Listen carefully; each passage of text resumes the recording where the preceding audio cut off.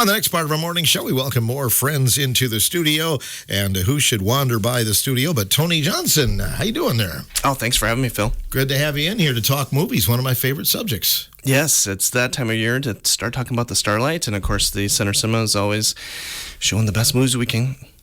Yeah, you really are. And you're right in the middle of some really good ones early on in the year, aren't you? Yeah, we're really happy with Green and Gold. We have that showing right now, and we have Universal Picture Dogman, and we're getting some great Valentine's movies real quick here with Captain America. Good, yeah. We'll talk about that a little bit. On the phone, though, we have Kim Baringo, who is Director of Cinema Operations for Marcus Theaters. We welcome her along. Good morning, Kim. How are you? Good morning. Good to have you in here. Great. Tell us what you do with Marcus Theaters. I work in the film department, and I book the movies into all the Marcus Theaters. I work with the studios out in Hollywood, and we see their upcoming content and preview it and decide what's going to work and how much of it we want. That's exciting stuff. So can you tell us what's coming soon to the big screen? Okay, so next week we've got Captain America, Brave New World. This is going to kind of kick off the year. This should be the biggest movie that's open this year so far. It's coming right in for Valentine's Day. And then we also have, and the Captain America is a Marvel movie, so everybody's excited about the Marvel franchise kind of restarting with Captain America. And then Paddington in Peru is from Warner Brothers. It's going to be the third movie in the Paddington series, and we've got a lot of fans, young and old, for Paddington, and the movie is very delightful. Awesome. You're looking forward to it, aren't you, Tony? I love Paddington Bear, and I remember the second version of it was really, really good. So we're happy for it, and we're actually showing, Kim can speak to this a little bit more, but there's a studio that is producing some of the Looney Tune movies. So we have that, a new Looney Tune movie, which is, I haven't seen that in a long time. So we're excited about that. That's awesome. Kim, can you give us some insights into the cinema world and what Marcus Theaters, what you do that sets you apart in the movie-going experience? Oh, at Marcus Theaters? Well, we show all of the Hollywood content. I mean, we show 33 different movies to 35 different movies a week. We book in, like I said, from the big studios to the small studios. We have a great faith-based crowd. We do well with military films. Family films are really kind of in our wheelhouse, along with the kind of action-adventure films. So we've got, our dream loungers that people love, the recliner seats. We've got the premium formats that people come out for, and definitely the popcorn. Mm-hmm. You make some good popcorn here in Richland Center, Tony. Absolutely. We feel like we have the best, and we're just super excited to always work with Kim. She's our booker, and Ashley works with her, and so we work with them directly. So we just feel like we have a great partnership with them, and they allow us to tap into some great content. We look at the list of the most watched movies at the box office for the weekend, and Kim, I'm always amazed how many horror pictures are always there. People must still be going to them. I'm not sure why, personally, but boy, they're big, aren't they? They are. There's kind of a variety of horror movies. Some of them are really thriller movies, but there's been a lot of, movies that have had a lot more blood or kind of body horror that as of late for some reason. But the one I just saw that was pretty good, which is actually a thriller, is Companion. That one was very good. Hard Eyes, I'm hoping to see today. That one's out for Valentine's Day. And then we've got some more horror movies coming up in the year that should be catered to that audience. So that'll be good. The last Conjuring movie comes out this year. That's a movie that I didn't think I would like. I thought it was a horror movie. It really isn't. It's more of a ghost hunter kind of story. So there's something for everybody in the horror world. You have a dream job, I would say. Was this something that you could see yourself doing? Have you always been a movie fan? Oh, I've been working for the theaters, since I was 16 years old. I absolutely love it. I love movies. I used to be a customer at our movie theaters before I worked there. We get to see the movies early and screen them. I watched The Unbreakable Boy yesterday, which was just a wonderful movie. It's a movie about autism and a boy that's got brittle bone disease. And it's days like yesterday that kind of remind you, how much you love cinema and love hearing stories that people are sharing about, this is a true story.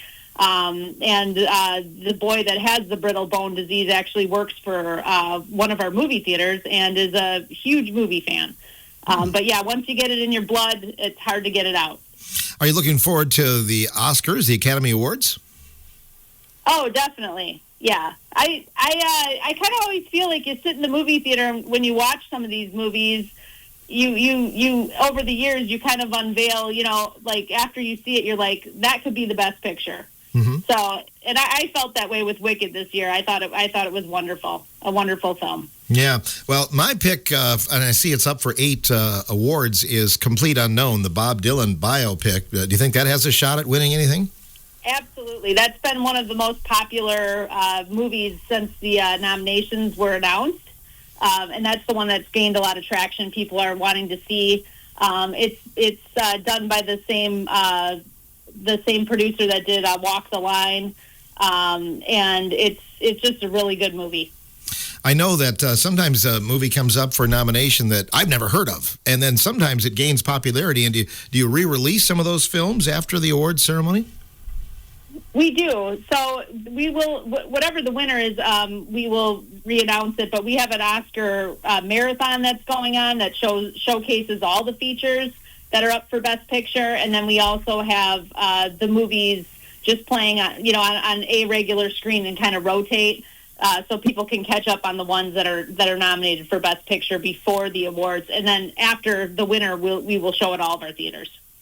Can you kind of walk us through some of the unique features of the movie schedule coming up here for 2025, Kim? Absolutely. So we have the Minecraft. So we have Captain America and Paddington. I talked about. It's kind of a big deal for Valentine's Day. Then we've got a bunch of content coming in that will appeal to adults and younger adult moviegoers.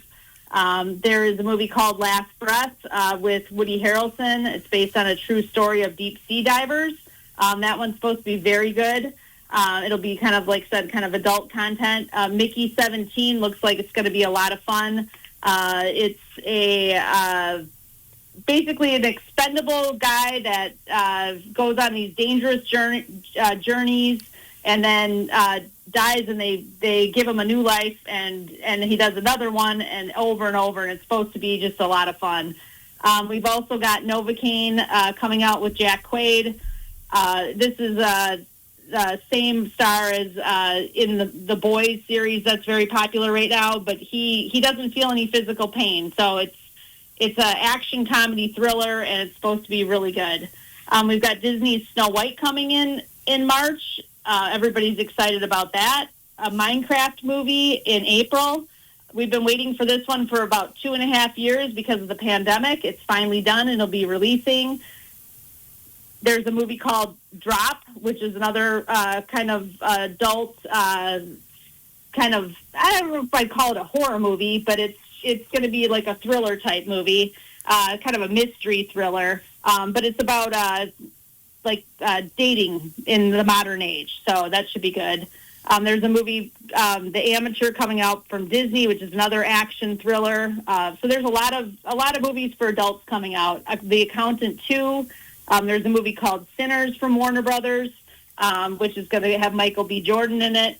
Looks very good. And then that'll bring us into the kind of May kickoff to summer movies, which we're excited about with Thunderbolts from Disney. Good deal. Can you talk about Kim's all-time favorite movie experience? What would that be? Oh, boy. I was thinking about this one for a while. I think I got a couple. I always remember my first date when I was watching 16 Candles. I'll never forget that. First date? That's first date out of the house and first boyfriend. And, I'll never forget that one in the movie theater. And I also cherish my mother's birthdays on Valentine's Day, and we always had kind of a tradition to take her out to the movies. But there was one year where we watched a double feature, And we just had a lot of fun. And I haven't done that often where I've seen 2 movies in the same day, but it sure was a memorable day, and I always remember that one. Movies make memories, that's for sure. Tony, anything you want to add for our conversation with Kim today? I'm just really looking forward to the summer. I mean, just really kicking it off. She mentioned Minecraft will be our first movie at the Starlite, and so we're going to be really looking forward to that. They'll be mid-April. We're going to kick it off, third week, and then we really go into like Lilo and Stitch and 2 and Jurassic. The new Jurassic movie with Scarlett Johansson. So got some really great features. Sounds like it. Kim, I know you work with theaters of all sizes, but these guys here in Richland Center are doing a great job, aren't they? Yes, they are. Yeah, we love working with them. They're doing a terrific job. They keep it going, and they draw people from far and wide, and I think that's kind of rare in small towns anymore, isn't it? Oh, definitely. And we've got some really big movies this year that I think are going to bring out a lot of moviegoers that only come once a year, or only go twice a year. The summer is looking very, very big with, Tony mentioned Jurassic World Rebirth. There's a new Superman movie that everybody's super excited about. The movie Fantastic Four is a Disney movie, which is a reboot, and I hear they're getting it done right this time, and it's going to be fantastic. Awesome. And then obviously we've got Avatar for the holidays at Christmas time. So we're really feeling like this is going to be a good year for us. I think you could set some box office records with that Avatar, I would guess. So yeah, definitely. Yeah. Sounds good, Kim. Thanks so much for taking the time to join us today. Thank you. You guys have a terrific day. We will. Kim Baringo joining us today, Director of Operations for Marcus Theaters on our morning show. We'll have more. Tony's brought some other friends into the studio, and we'll talk about that when we return.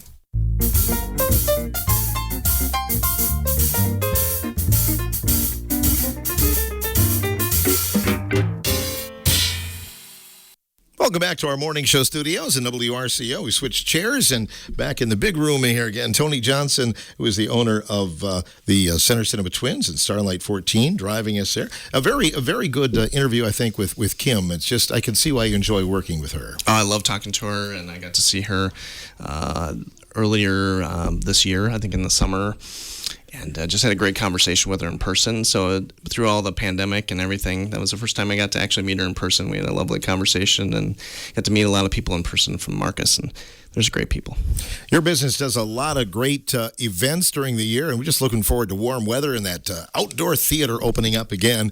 But you guys really have thought outside the box, especially since the pandemic. You've had a lot of special events there on those grounds, haven't you? Yeah, we have, and it was just kind of a blank canvas, and so we want to open it up to whomever wants to use that wonderful space for their events. And we have these wonderful people from Driftless Angler reached out to us last year. They had an event. It was great.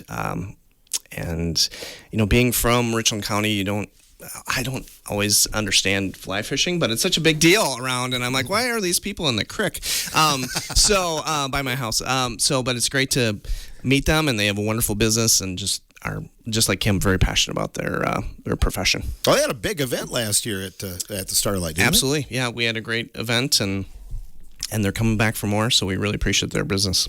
Matt Wagner, Jerry Meyer in the studio with us, joining us from Viroqua. How are things your way these days? Great, thanks. Cold, but you guys know that. Good to have you in here. Yeah. Thinking about fishing now these days, are you? Yeah, well, season's actually open right now. There are a few crazies that will go out in this weather and fish, but the early catch and release season for trout's open, so there are a handful of people already enjoying time out on the water there. I take it you're not, though, Matt. No, not at all. Not no. yet. Okay. Tell us about your business and what you do. We have a fly shop in Viroqua on Main Street. We have a full-service fly shop, so we have guides. So about 6-7 of us now are guiding in the shop for basically full-time. And then once it gets really busy, we have a couple others that we bring in. We sell rods, reels, waders, boots, everything you can think of. So, yeah, it's a bigger shop than I think most people would think because there's a whole lot of water around us. So. Yeah, there certainly is in our area, but in your area especially. Even more, right. Even more. Right, and La Crosse County, a little bit north and west of us, too. Tons of water, so... Yeah, we're really happy to be there. Just about 20 years that we've been in business, a little shy of it. And we're excited for the new season to get rolling. You must draw in customers from all over, don't you? Yeah, but our main draw, some of the bigger cities around, you have your Chicago, your Minneapolis, obviously your Madison and Milwaukee as well. But we've had people from as far as South Africa, from Italy, from Japan come here specifically to fish our creeks in this area. Part of our goal is to educate everybody about how unique and special the driftless area is in terms of how our water is managed, the trout fishery and the conservation story to protect this water that we have here. Indeed. So you had this event last year at Starlite. Where did you get the idea to put something on this big? We get really bored in the wintertime, so. I bet. Some ideas aren't great. That one turned out pretty well. So you had a dream about this, or what? Yeah, we've done a bunch of fly fishing shows over the decades that we've been in the fly fishing business, and they're all kind of the same. You go into a gymnasium and you have a speaker and you have booths and things like that. So we wanted to be able to kind of show fly fishing to the area with a little different focus. It's not just for people who fly fish. It's not just for fly anglers.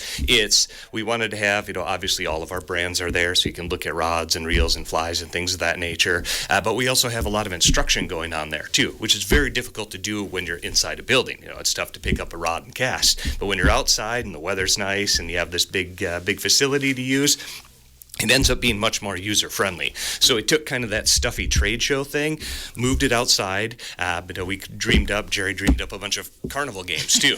So we have prizes that could be won by practicing fly casting or pretending to fly cast, just kind of fun. None of it's big tournament or anything weird like that. So we have this nice outdoor venue with a focus on teaching, so folks can come who have never picked up a fly rod before, and we have professional instructors to say, hey, this is what fly fishing is, and then kind of the side games as well. And then obviously at the drive-in theater at dusk we show the International Fly Fishing Film Festival. They're hand-picked movies from a bunch of fly anglers that have submitted, and it's a top 6 or 8 each year that make the cut, and we watch those at night as well. What do you do for the carnival, Jerry? Do you try to drop your line into a pail, or what are some of the games? 6 games last year. We might have more this year. So there's a target cast where it's kind of like a beanbag toss, but you're casting. There's a cupcake walk, and I have to say, I made some pretty good cupcakes. So, yeah, you have or cupcake cast, excuse me. So you cast while music plays, and you get as many points as you can, and you win cupcakes. There was a balloon pop. We put a fly. This one was a little dangerous, but somehow nobody ended up in the hospital. Cut a fly, and so it still had a sharp metal end, and you were popping balloons. And our guides are the carnies.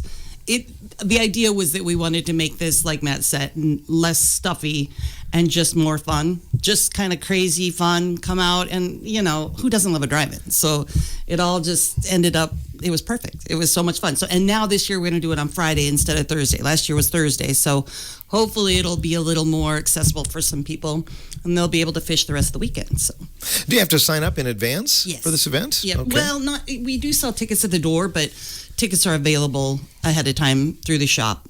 Mm-hmm. Yeah. And what are the dates for this year? June 6th. June 6th, so Yeah. it's coming up. It's a Friday. Uh-huh. Yeah.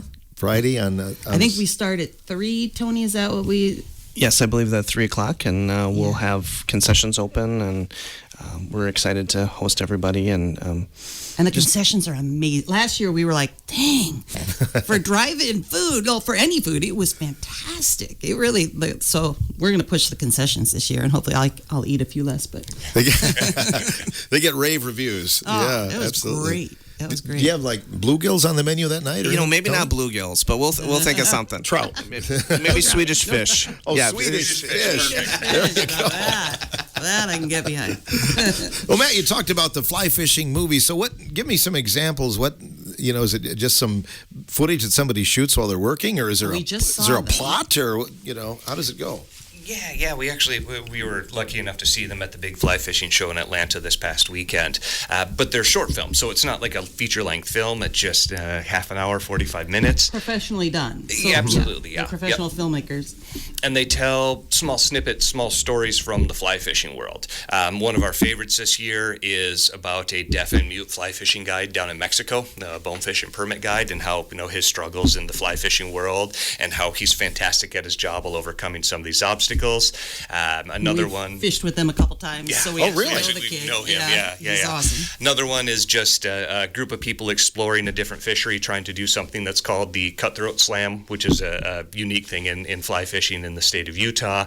So again, just kind of these small stories. A memorandum of a very important lady in fly fishing, Kathy Beck, who passed away recently, is another film too. So kind of different themes and different styles of filming, all very well done professionally and fun to watch. Can either of you give us insight into fly fishing for those of us that don't know a lot about it? Some You secrets? take that one. Oh, well, so for me, and I did grow up, fishing a little bit conventionally with my father, as we all do, put wax worms on or, put a worm on.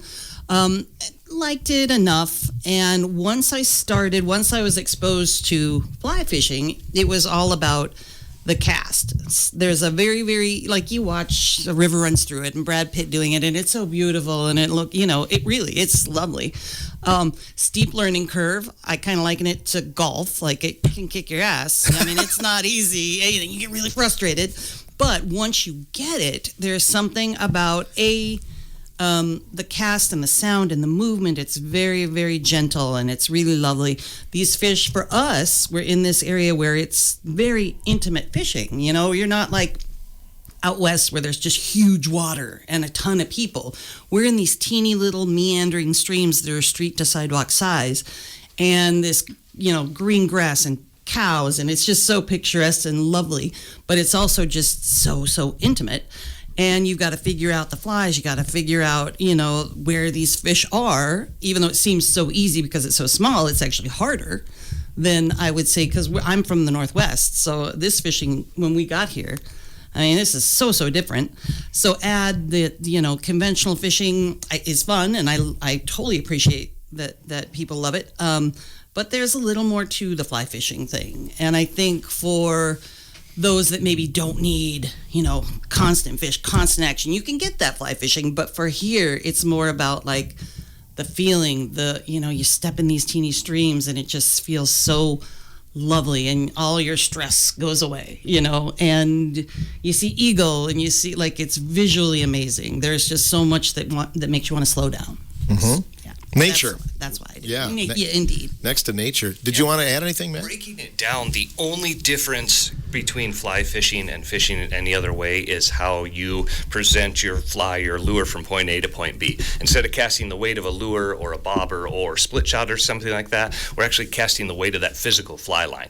That big, it looks bright, it's not always bright, but that big plastic fly line is the weight that we use to deliver our bait to the fish. Now, fishing is fishing, and it's just a different way to present stuff. And we do always joke that sometimes it feels like fly fishing is for people that have fishing ADD, because there's always something going on. You're always looking at the water or looking at the bugs, or trying to figure out where this is going to float down that column of the stream type deal. So it ends up being, joking aside, it ends up feeling a bit more like a more interactive, like you have more pieces to the puzzle that you have to solve, as opposed to, which there's nothing wrong with going out every once in a while and throwing a bobber over the side of the boat and waiting for it to go down. So we remember, like, first cars, things like that. Do you remember your first fishing pole, your first rod and reel? I do. Do you? Yeah. Oh, yeah. Yeah, it was gifted to me, and actually, it's a little comical because Matt is like a total gear snob, and he was working in a fly shop when we met. And I had fly fished previously, not a lot, but enough that I, did some damage. And had just a cheapo rod that had been rod reel set that had been gifted to me, and it was in the trunk of my car. And we just started dating, and he opened up my trunk, and he's like, "What? You have a fly, you have a fly rod?" And I was like, "Oh, it's not mine." Like it was drugs or something. Like, I'm just holding. That's not mine because it's crap, and he's gonna judge me, and he did. And I finally came clean, and then he bought me new stuff. So sure, it worked out really well. You don't meet a girl every day that has a fly fishing rod in the trunk, though, do you? Exactly. Right. Exactly. So that was impressive. The side story to that is she didn't get an engagement ring. She actually got a fly rod reel and waders instead. Oh boy! Yeah. Now that says love. Exactly. Well, I remember my first Zebco 202. So there you go. And the 404, I graduated to the 606, I think, eventually. But what about movie-going experience? Do you guys have any movie memories or anything like that you'd like to remember, since it's a movie show here today? Yeah. It's one of our favorite things about this area and about this community is that they actually still have a drive-in theater. Obviously we're using it for our show, but the ability, especially in the summertime, to go out and park and have a good meal and kind of sit out not under the stars at that point, but as dusk kind of goes in and watch a movie, we've done it quite a bit, and we encourage a bunch of people to do it for sure.